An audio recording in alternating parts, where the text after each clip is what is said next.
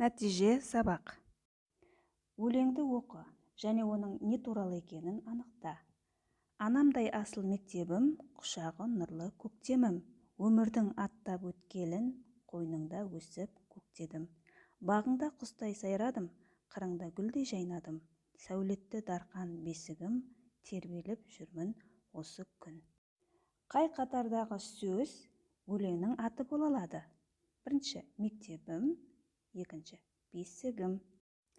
Ғ әрпі сөздің соңында жазылмайды. Қға аяқталған сөзден кейін дауысты дыбыс келсе, Қ дыбысы Ғ дыбысына айналады. Мысалы, достық, достығы, сабақ, сабағы.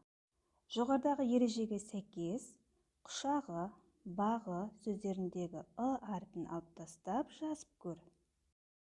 Екінші тапсырма. Көп нүктенің орнына н, ң әріптерінің тиісін қойып, көшіріп жаз.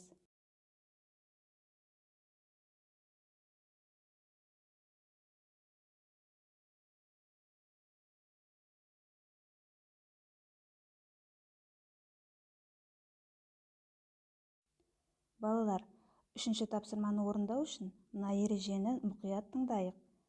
Қысқа и, у дыбыстары бар сөздерді буынға бөлгенде, бұл дыбыстар келесі буынның басында келеді. Мысалы, да уыз, да иындық. Дұрыс тасмалданбаған сөздерді тап. Төртінші тапсырманы өлеңді мәнерлеп оқып, жатқа жазамыз. Алғысыңды қандай сөздермен білдіресің? Ойлан. Балалар, сабақ аяқталды, сау болыңдар.